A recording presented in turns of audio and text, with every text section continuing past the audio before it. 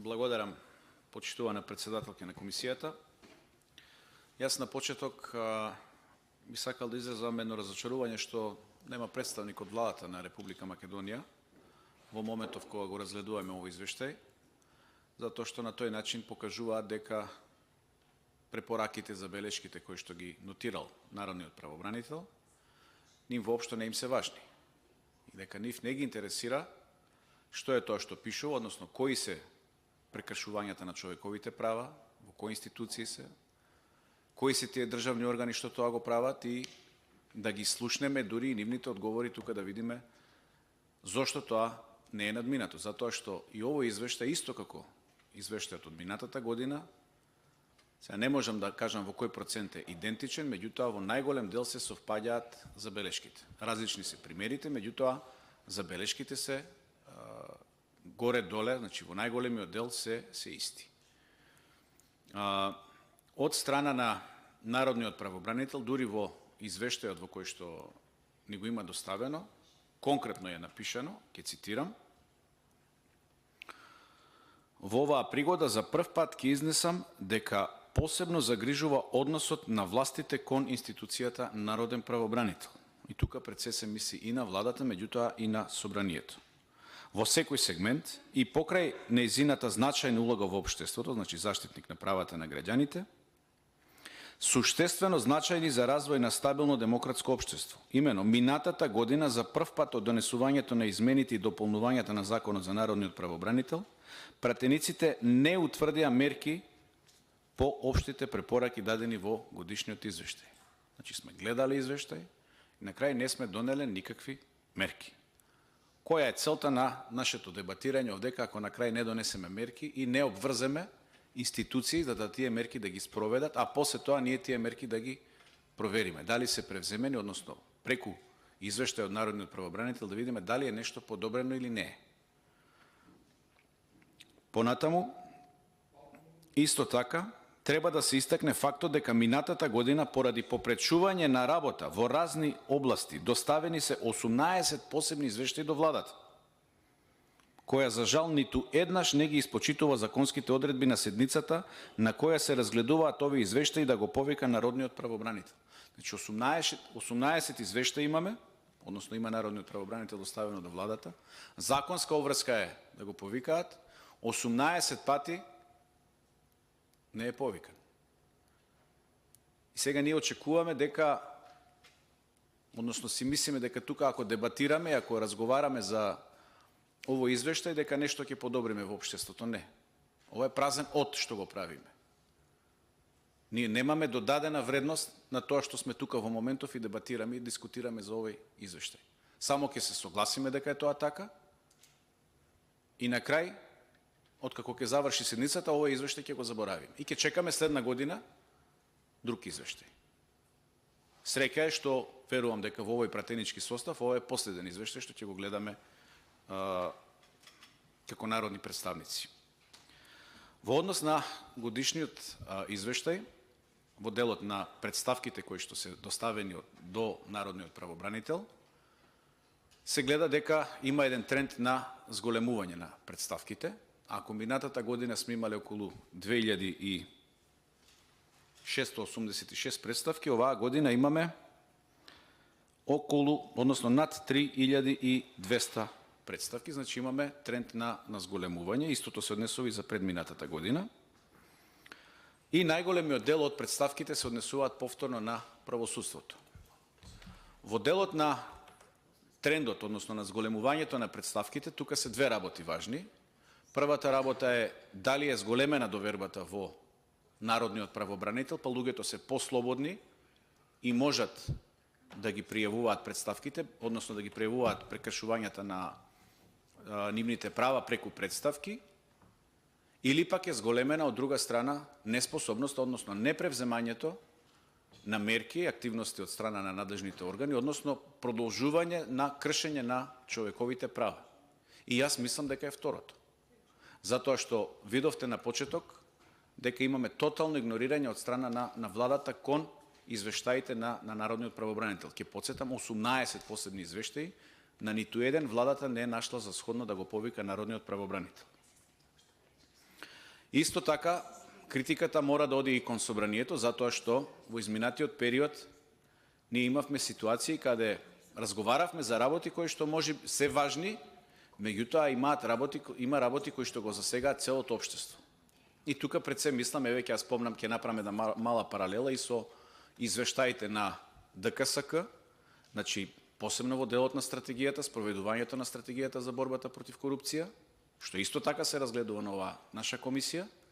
Ако пред минатата година сме имале 22% реализација на мерките во борбата со корупција, годинашниот извештај кажува дека имаме само 10%. Значи и пред минатата година беше катастрофална, оваа година е уште покатастрофална. И ние како собрани исто така ништо не превземаме. Нема надзорни расправи, не ги повекуваме органите тука на отчетност да видиме зошто не се превземаат мерки. Истото се однесува и со извештаите на народниот правобранител. Гледате дека имаме целосен бојкот од страна на владата. И ова не е само непочитување кон собранието, на што сме навикнати од страна на владата, ова е непочитување и кон страна на народниот правобранител. Во делот на извештајот, јас ќе се задржам на полицијата. Повторно се повторуваат, значи, констатациите и од минатата година, каде што полициски службеници во контакт со граѓаните се однесуваат непристојно и непрофесионално. Јас верувам дека ова не се однесува за цела полиција, меѓутоа имаме одредени структури кои што тоа го прават спротивно, значи, на актите на Министерството за внатрешни работи, во кој точно е дефинирано дека полицијата во контакт со граѓаните е должна да постапува хумано.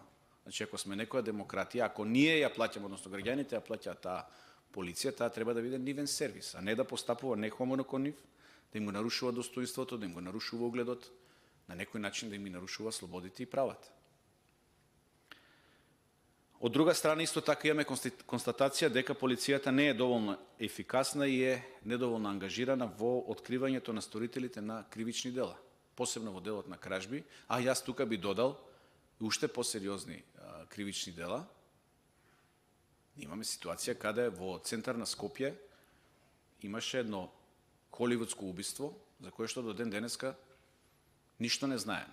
Имаме ситуација каде во една скопска општина со експлозивни кренаа банкомати во воздух, украдоа пари со експлозивни, мавајте. Во земјата членка на НАТО. Чекаме да почнеме преговори со експлозив во строг центар на Скопје. Имаме ситуација каде имаме престрелки, како што реков, и во други делови на Скопје. Нерасветлени убиства, тоа сум го зборувал минатиот пат. 20 нерасветлени убиства имаме од моментот на доаѓање на оваа влада, само на територија на град Скопје. И со тоа се потврдува тезата и на народниот правобранител дека полицијата не е доволно ефикасна, односно не е доволно ангажирана. И зошто е тоа така? Тоа сме го зборували минатиот пат, меѓутоа мора да се потсетиме. Тоа е така затоа што ние имаме полиција која што е крајно непрофесионална, затоа што е партизирана. И затоа што во најголем дел раководната структура на таа полиција е криминализирана. И ова може да звучи колку сакате да мислите дека е тенденциозно или е малициозно, ова не го зборувам на памет. Значи, началници, раководни лица се директно инволвирани во криминал. И затоа полицијата е неефикасна, и затоа кон граѓаните се однесува на тој начин на кој што се однесува. Со непочитување, со газење на нивното достоинство и углед. Кога зборувам за неефикасноста и за непрофесионалноста, морам да се надоврзам на случајот со неоткривањето на дојавите со бомби, затоа што тие па засегаат едно друго право, кое што исто така е нотирано, тоа е детските права. Значи, правото на образование мора да биде гарантирано. Колку пати беше прекинувано тоа право на образование? Ајде, беше COVID од 2020 година, отиде цела година. Оваа година и минатата година дојави за бомби, повторно нарушување на образовниот процес. Сега гледаме, ајде да не одам, да не ја ширам темата натака, меѓутоа гледаме и историјата се укинува од 6-то оделение, значи се брише. И сега какви генерации ние ќе имаме, какво општество утре ќе имаме? Луѓе кои што не си ја познаваат својата историја, луѓе кои што не си ја познаваат својата држава,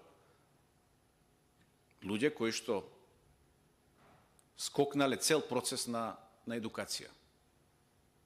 И сакаме да имаме утре здраво општество. Обратно треба да е. Значи, тие деца што доаѓаат после нас треба да бидат подобри од нас, ако сакаме напредок, а не да бидат послаби од нас. Не можеме правото на образование да им го укинеме. Не смееме тоа да го направиме. А тоа во моментов се случува. Уште нешто сакам да кажам во делот на граѓанските права, односно правата на повторно е поврзано со Министерството за внатрешни работи, тоа не е ставено во извештајот.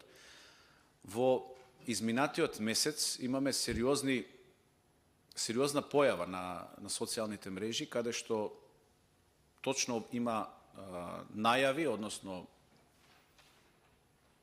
на некој начин луѓе кои што протестираат против односот на Министерството за внатрешни работи кон нив во делот на издавање на дозволи за оружје. И тука го молам народниот правобранител, ја отварам оваа тема, да по своја иницијатива да ги провери овие наводи и да испита зошто се случува следново. Ќе прочитам статистика. Значи, во периодот од 2017 до 2022 година, сега ги имам по години, ќе ги читам збирните, имаме поднесено, односно граѓаните имаат поднесено 41.000 барања за добивање на оружје, одобрени од нив се околу 12.000, а одбиени се 11.000. Значи, процентите се некаде 31-28%. Значи, одобрени и одбиени.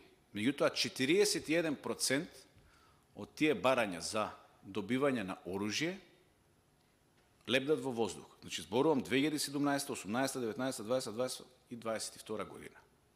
41% барања не се одобрени. Сега тука мора да се има во предвид, кога зборувам за овие барања кои што лебдат во воздух, значи 6 години никој не знае по закон за оружје, точно се знае дека во рок од 6 месеци на лицето кое што поднесува барање за дозвола, треба да му се издаде или да се одбие. Меѓутоа не можете да го оставите во лимбо ситуација човекот кој што платил за таа работа, и тука знаете за издавање на тие уверенија, одобренија и така натаму се полагаат и некакви испити, некаде се трошат околу 300, 400 до 500 евра.